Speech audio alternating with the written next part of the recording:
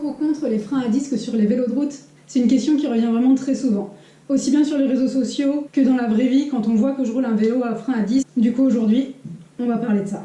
J'ai des freins à disque Shimano vu que je suis équipée tout en Shimano Ultegra. Donc voilà les freins à disque. Ça fait à peu près 8 mois que je roule ce Cannondale Super 6 Evo. Je vais vous donner mon ressenti à moi après ces 8 mois d'utilisation. Donc tout d'abord, les freins à disque, ça freine mieux. Il n'y a pas vraiment de débat là-dessus, tout le monde le sait. Les freins à disque, ça freine mieux, ça freine plus fort que les freins traditionnels. Surtout sur route mouillée par exemple, donc quand il pleut ou s'il y a de la neige. Ça c'est vraiment le plus gros avantage des freins à disque et c'est pourquoi on a ces freins à disque donc déjà sur les VTT, sur les cyclocross, etc. Un autre avantage des freins à disque, c'est le fait que vous n'usiez pas vos roues prématurément. Avec des freins traditionnels, à force de freiner beaucoup, vos roues vont finir par être plus fines au niveau de la bande de freinage. Avec les freins à disque, évidemment, vous n'avez plus ce souci-là. Pour moi, personnellement, le plus gros avantage des freins à disque, c'est le fait que ça freine très bien pendant longtemps, genre même dans les grandes descentes. Pour ma part, je suis vraiment pas à l'aise dans les descentes en montagne, par exemple. Grimper un col, c'est dur. Le descendre, pour moi, c'est pas toujours une partie de plaisir. J'ai vraiment une appréhension. Je préfère pas prendre trop de vitesse. Et c'est vrai qu'avec des freins classiques, j'avais toujours un petit peu peur. Donc j'étais vraiment pas trop à l'aise dans les descentes. Maintenant, je suis toujours pas super à l'aise. On va pas se mentir.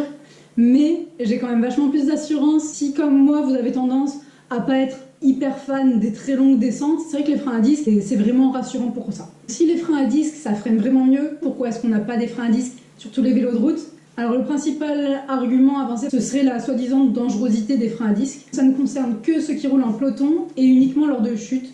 Certains professionnels, par exemple, se sont plaints de coupures dues aux freins à disque. Personnellement, je ne roule pas en peloton, je ne peux pas vous donner mon avis par rapport à ça. Mais par contre, vous pouvez trouver pas mal de vidéos qui vous montrent qu'une roue lancée à pleine vitesse, le frein à disque, pour qu'il coupe, il faut vraiment y aller, quoi. Une autre raison pour laquelle les gens hésitent à passer au frein à disque, c'est que les freins à disque font des vélos un petit peu plus lourds. En général, si vous avez un modèle classique et un modèle frein à disque, le modèle frein à disque va être un petit peu plus lourd. Les constructeurs font de véritables efforts et on a maintenant des vélos à frein à disque qui sont aussi légers que les vélos les plus légers en frein traditionnel.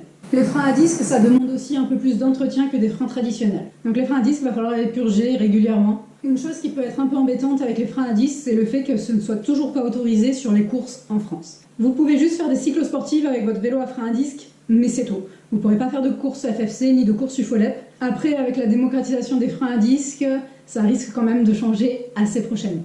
Une des inquiétudes qu'ont certaines personnes par rapport aux freins à disque, c'est est-ce que ça freine de manière trop sèche. Et beaucoup de personnes pensent que ça peut être un petit peu compliqué, qu'on peut par exemple passer par-dessus le vélo en freinant trop fort. Alors qu'en fait, un freinage avec des freins à disque, surtout avec des freins à disque hydrauliques comme j'ai moi, c'est vraiment très doux.